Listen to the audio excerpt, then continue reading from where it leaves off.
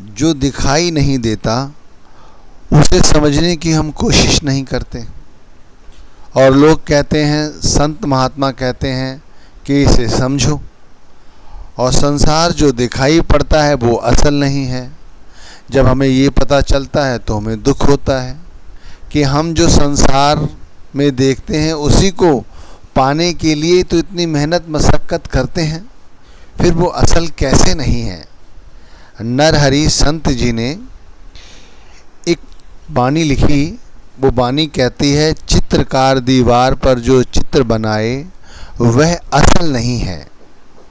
चित्रकार दीवार पर जो चित्र बनाए वह असल नहीं है। ऐसा ही संसार में जो दिखता है वो असल नहीं है। खेल खेल में बच्चे रेत के घर है बनाते, फिर उन्हें तोड़ते गिराते और घर लौट जाते। ऐसा ही संसार में करते हैं जब लोग मोह के कारण सच्चा इसे समझ लेते हैं लोग। करना है कुछ हासिल तो साधु की संगत करो, कहता है नरहरि जाप हरि नाम का करो। ये हरि के नाम को जाप करने के लिए कहते हैं। तो हम इस वाणी से कुछ फ़ायदा उठा लें तो क्या हमारा कुछ बनेगा? हमारा बहुत कुछ बनेगा। चित्रकार जो दीवार पर चित्र बनाता है वो असल नहीं है। क्यों? क्योंकि एक बार समय के साथ साथ उस दीवार पर बना हुआ चित्र जो हमें सच मालूम पड़ता है वो देर सवेर से ही एक दिन धुंधला हो जाता है। कभी दीवार गिर जाती है और एक दिन उसकी हकीकत खुल जाती है कि भाई ये चित्र जो है वो हकीकत नहीं था, चित्र था। इसी तरह हमारा जो शरीर है, हम और आप सब जो एक दूसरे से वार्तालाप करते हैं, हमने जो अपने संबंध जोड़े हुए हैं वो सब भी असल नहीं है। इसीलिए तो देखो हम बैठे हुए हैं और हमारे माता पिता जो हमारे साथ थे आज वो हमें छोड़कर चले गए हैं। इसी तरह दुनिया में हम आगे बढ़ते रहते हैं और बहुत कुछ पीछा छूटता चला जाता है। इसे ऐसे भी लो जैसे हमारी आयु है। हमारी आयु दिन प्रतिदिन बढ़ती जाती है और हम जो पीछे की आयु है वो हमारी घटती चली जाती है। तो नए संबंध जुड़ते रहते हैं और पुरानी चीज़ें हमसे छूटती चली जाती हैं। लेकिन ये असल नहीं है। इनकी जो पोल है खुल जाती है। संसार में जो कुछ भी हमें दिखाई देता है उसे संतों महात्माओं ने माया कहकर बयान किया है कि आए जाए सो माया। तो माया हमें ना कभी दिखाई पड़ती है और ना ही माया का कोई अस्तित्व है। जो दिखाई देती भी है उसका अस्तित्व नरहरि जी ने जो कहा है कि चित्रकार दीवार पर जो चित्र बनाए वह असल नहीं है। अब इसे इस तरह भी समझ सकते हैं, वो कुल मालिक, वो परमात्मा हमें आत्मा के रूप में पृथ्वी पर भेजता है और हमें इस धरती पर माँ के गर्भ में ये शरीर मिलता है। और ये शरीर धीरे धीरे बच्चे से बड़ा होता है, युवा होता है, वृद्ध होता है और फिर एक दिन यहीं मिट्टी को सपुर्द हो जाता है, अग्नि को सपुर्द हो जाता है। तो चित्रकार ने यानी उस परमात्मा ने एक चित्र बनाया, हमें बनाया और चित्र बनाने के बाद हमने इस चित्र के कितने रूप हैं, कहीं माँ बाप के रूप में, कहीं बेटा बेटी के रूप में, कहीं यारी दोस्ती के रूप में, तरह तरह के रूप आप समझ सकते हैं। अपने आप में अनुभव करके आप इस बात को जान सकते हैं। लेकिन इस चित्र की क्या हकीकत है? हकीकत एक दिन कुछ नहीं है। जैसे ही हमारा समय पूरा होता है हमें इस दुनिया को छोड़कर जाना पड़ता है। तो परमात्मा ने जो चित्र बनाया वो असल नहीं है। असली कारीगरी क्या है इसे और समझेंगे बाद में, पहले आगे क्या कहते हैं वो भी समझो। ऐसे ही संसार में जो दिखता है वो असल नहीं है। सारी दुनिया में आप नज़र मार के दौड़ा कर देख लो, जो कुछ भी दिखाई दे रहा है, सुनाई दे रहा है, वो सब का सब झूठा है। तो भाई सच्चा क्या है?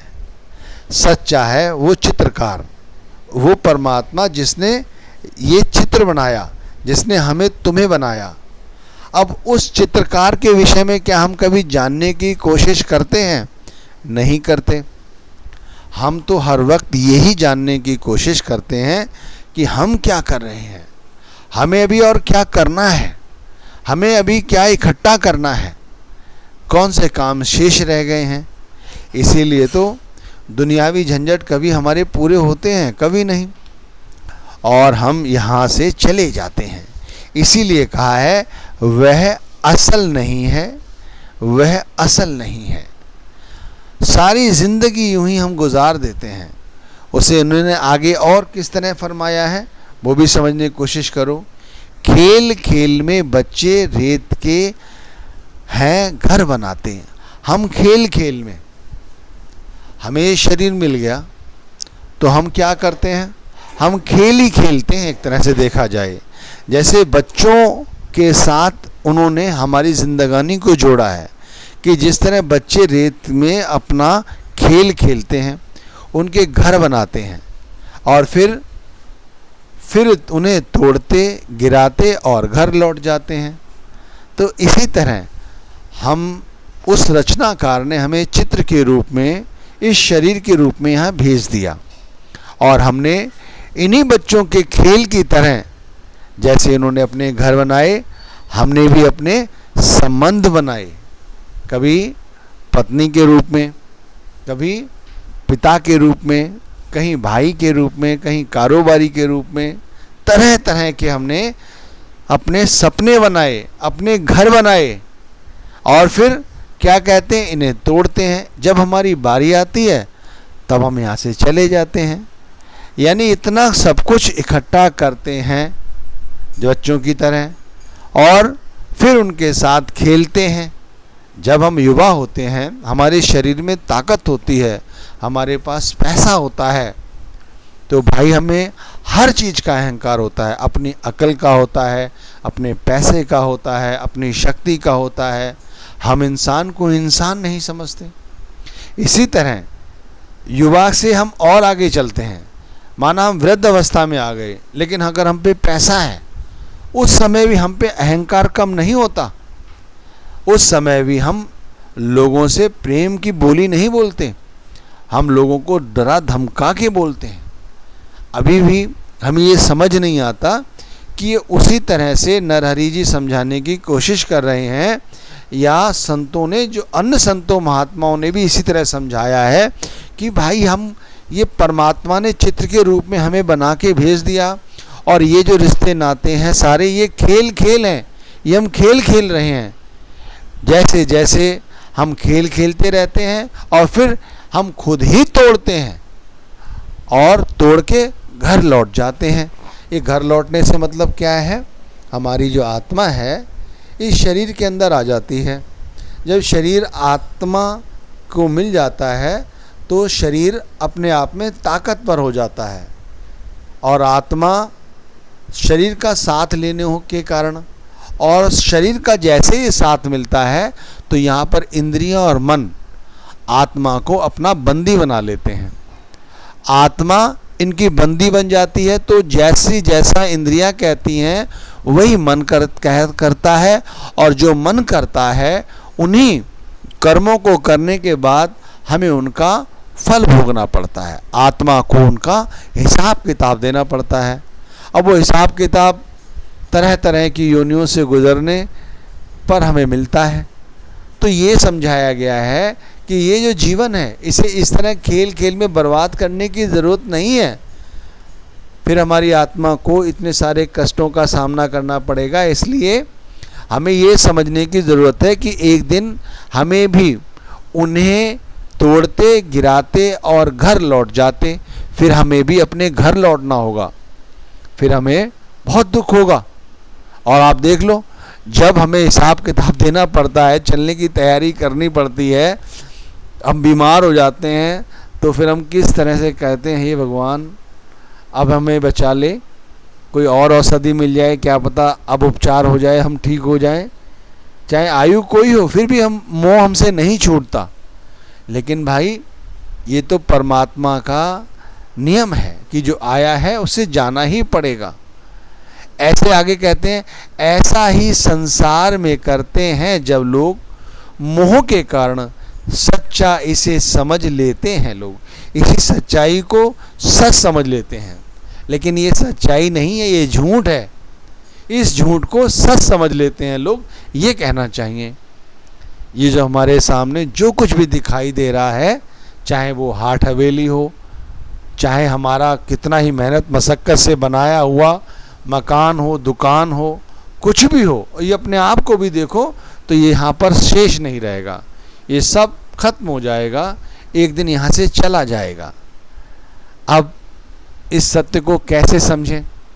जानते बूझते भी हम अंधे बने हैं, तो हम आँखों वाले कैसे बने?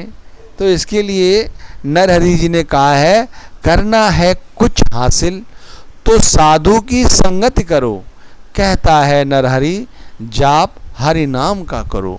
वो कहते हैं, यदि तुम चित्रकार से मिलना चाहते हो, या दुनिया को बनाने वाले से मिलना चाहते हो, या दुनिया जिसने बनाई है उसने तुम्हें यहाँ किस लिए भेजा है ये जानना चाहते हो, अपने आप को मुक्ति दिलाना चाहते हो, तो फिर हरि नाम का जाप करो, हरि नाम का सिमरन भजन करो। और हरि नाम कहाँ से मिलता है? हरि का नाम मिलता है वक़्त के पूर्ण संत सतगुरु से। वो हमें नाम देते हैं और हमें बताते हैं कि ये नाम सच है, ये सदियों से यही सच रहा है, अभी भी है और आगे भी रहेगा। इस नाम के साथ जुड़े रहोगे तो संसार से चले भी जाओगे जैसे खेलते हुए, और इस दुनिया से तो तुम्हें इस बात का एहसास होगा कि हम जब जा रहे हैं तो उस चित्रकार से एक दिन हमारा मिलाप अब हो जाएगा, उस मालिक से मिलाप हो जाएगा। संसार का विछोड़ा तो होना ही था, आज होना है या कल, ये तो होना ही है, यही सच है। तो भाई जो दिखता है वो सच नहीं है, और जो नहीं दिखता है वो परमात्मा है। हमें उसी को जानने की कोशिश करनी है और अपना कुछ फ़ायदा करना है। देखो भाई, मैं रोज़ सत्संग करता हूँ और आप सत्संग सुनते हैं, जो भाग्यशाली जीवात्माएं हैं। यदि आपके कुछ प्रश्न हों तो आप कमेंट्स में हमें ज़रूर लिखें, कोशिश करूँगा कि आपके प्रश्नों के सही सही उत्तर दे सकूं। बाकी रचनाकार को जानने की कोशिश करो, नाम की भजन बंदगी